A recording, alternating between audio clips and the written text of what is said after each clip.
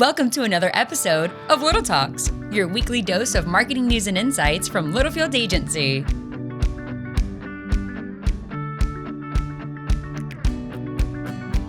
Wow, this is crazy. Welcome back to another edition, a limited edition of Little Talks with Littlefield Agency. I am Sam Littlefield, and not next to me, but in another room is... Roop. We are, we're mixing it up today. And we're doing some we're testing. We're doing some testing. As everyone knows, preparation via our last week announcement, Jay Schwedelson is going to join us remotely. He is down in Florida. Brandon, where's the clapping? Brandon is doing a lot of other things right now, so it's okay. There's a soundboard. Oh, there it is. So Brandon's a little on edge, but he's going to be okay. Claudia seems pretty chill. We're testing this out. Want to make sure we get the kinks out of the way. So if it's a weird episode this week, we apologize. But also, this is a great learning experience for us. Is we have a lot of people who have expressed interest in being on this podcast lately. So I think we're going to do a lot more virtual, remote things like this. Yeah, which is super cool. I love it, Brandon. Rube, anything to add there? Yeah. So Brandon has prepped for this for weeks and weeks and weeks, trying different tools and methods of doing remote, and everything he did to test worked completely. And today we're setting up, and right as we're about to go on, the one thing he couldn't get was echo out of the headphones. And then what happened, like a millisecond before we go on, right before we went live, Brandon freaking figured it out. It's amazing. Absolute professional. He's proud of himself too. I love it. He has some new sounds on the soundboard, I heard as well. We'll see if we can get them triggered. We have a couple of announcements before we dive into our digital trends. Yesterday was Claudia's birthday, and she is 24 years young. 24.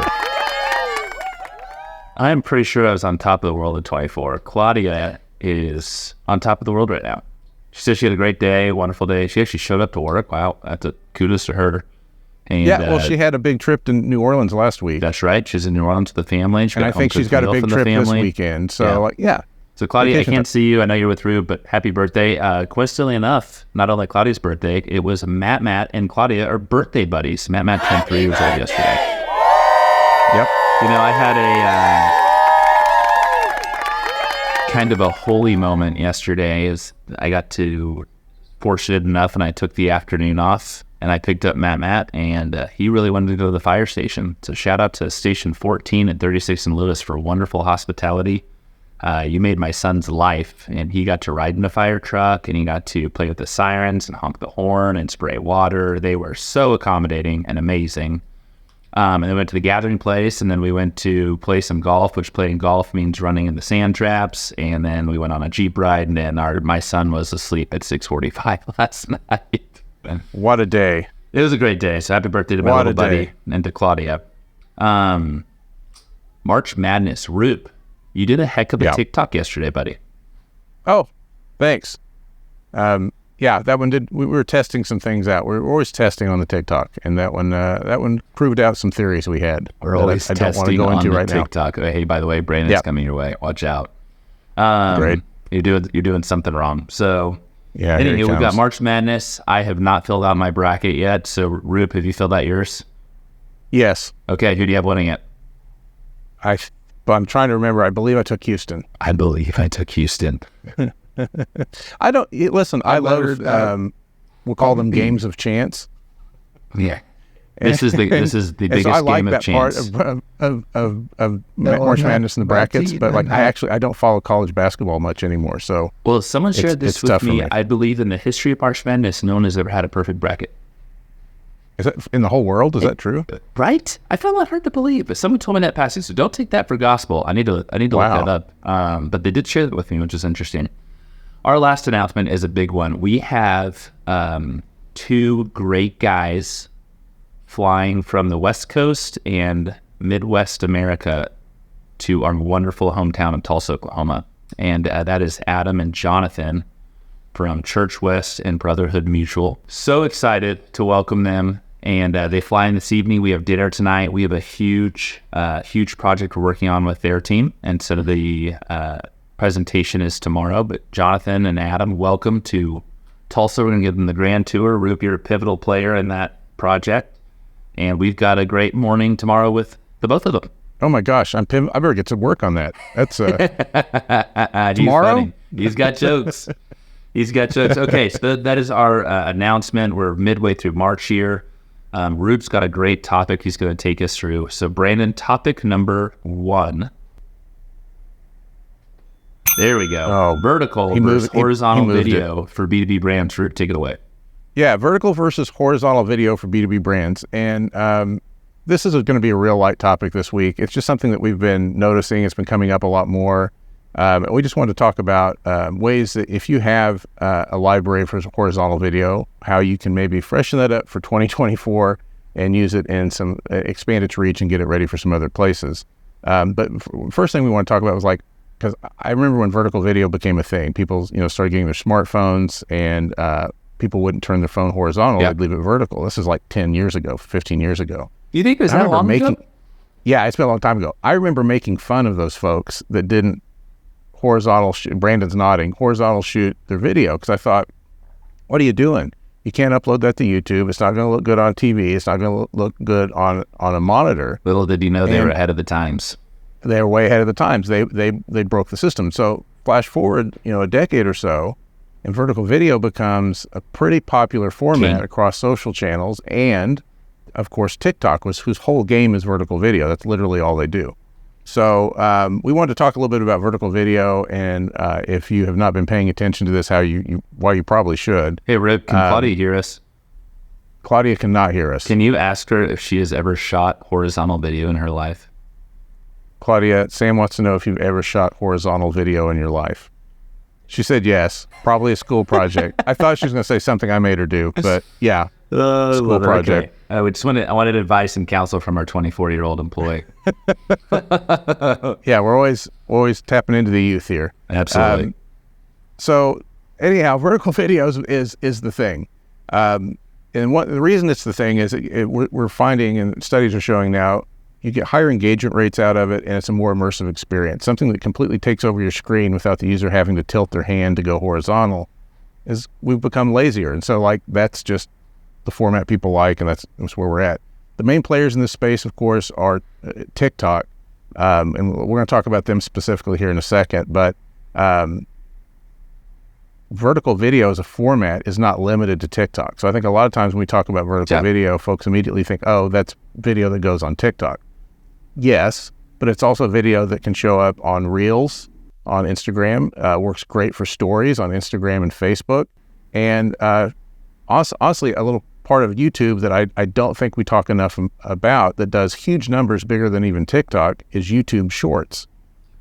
Shorts was a literal ripoff of TikTok. They saw that it was, vertical video was working well over there, and Google said, what can we do with this new craze the kids are doing with vertical video? And they came up with Shorts. YouTube has 2 billion monthly users, which is way, way, way more than TikTok does. So actually preparing your vertical video and placing it on YouTube is great, does better numbers.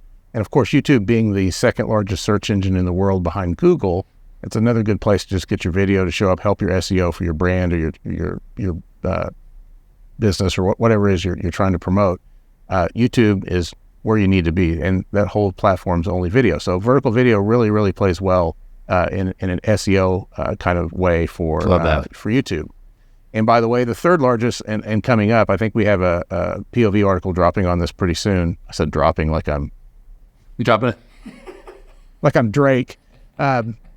Anyhow, we've got a POV article coming out about this exact topic, but social search is beginning to really infringe on traditional search. And that would be because folks are finding social search has a little bit, it's where they spend most of their time, but it's also just they're finding it a little bit more trustworthy for some reason. And that means platforms like TikTok and Instagram Reels, where people are doing that search, is again becoming important. So if you've got SEO needs, we used to kind of limit that to how does SEO and keywords and tagging all work for your website. That's still important, but equally important and growing in importance is having a good video library that shows up on the platforms where people are now starting to also do searches. So yeah, it's vertical video playing across the board. In the SEO world, I'm glad you brought that up. You alluded you were going to hit on TikTok. Walk us through that. Yeah. So we're recording this on today's March 20th, right? 20th. 2024, and TikTok is in the middle of potentially getting banned in the United States. Which has been an ongoing conversation for... This will be the third time they've tried to do it. Yeah. Yep. And some people are upset. Some people think it's good. But the takeaway we wanted you to have from that, as we talk about vertical video today, I just want to re-emphasize, when we say vertical video, we don't mean only TikTok. We mean lots of different channels. Yeah. TikTok as a platform, though, if you want our 2 cents on it, they've tried this before. It hasn't happened. Even if it succeeds this time, there's all kinds of outs. It doesn't mean necessarily that TikTok is immediately disappearing from your phone and your life. There's several groups lined up to buy it if it comes to that. And I'm sure it'll be challenged in the courts for at least a couple of years. So it's not dead yet. Even if it gets a couple of knives stuck in it, it'll be fine for a while. But yeah, forget TikTok. When we talk about vertical video, just understand vertical video. Even if TikTok disappeared, something else will replace it if that whole audience doesn't just migrate to shorts, right? So just wanted to note, since we're talking about it, no, and totally. TikTok's in the middle of something. Well, and here's the thing on this vertical video, and we've talked about this before. There's a time and a place for professional shoot, right? Getting the camera, getting our boy Brandon out there doing his thing. We've had a lot of conversations internally in the sense of what is the evolution of what Brandon continues to do in the video world, but in thinking of content, right? Thinking of video as content, we all know that. It is okay to have not the most polished videos in the world, and just that nimbleness and the quickness of it, right? You're out on a job site. I mean, especially in the B2B world, right? It's hard to get a full camera crew. You can't depend on the weather. It's beautiful. It's 75 degrees today, but there might be a 30-mile-per-hour gust. Right, and I remember specifically on a digital shoot one time when I first started at the agency, and I'm literally holding a light something, and it was a good 45-mile-per-hour breeze, and my arms, man, they were shaking. But and again, there's a time and place for a professional shoot, but you can get a gimbal and you can do some really cool stuff with some good vertical video, tight shots, and the turnaround time on that, right, Roop? You hit on it's fast, but also don't just upload it. Think of your SEO strategies, think of your social strategy, think of your website strategy. It all plays a larger part in your overall content strategy for your B2B brand. And this makes a lot of sense that everyone's walking around with a mini production studio in their pocket if they have a smartphone, right? And every year, the thing you can count on every year when they announce a new iPhone is the camera got better. Like, everything else may go to crap, but that camera's getting better every single year.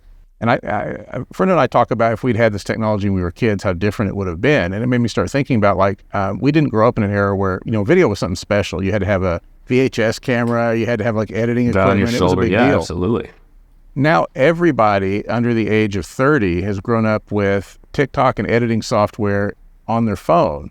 And they're just cranking out the content. So it's pretty normal. So the shift from not having video being kind of this magical thing to video being something that you just document your day with and do it in a real quick vertical format that shift is kind of crazy to me, but that's where we're at. And that's why vertical is not only not a fad, it's definitely going to expand and continue to grow, I think, in terms of popularity. You bring up a good point on, we have a section here on our script, which is obviously very loose.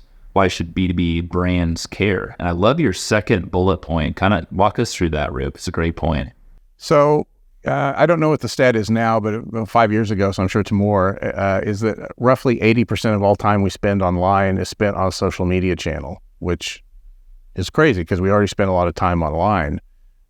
So if you want your presence to be where people spend their time, which is social media, you need to participate in social media channels.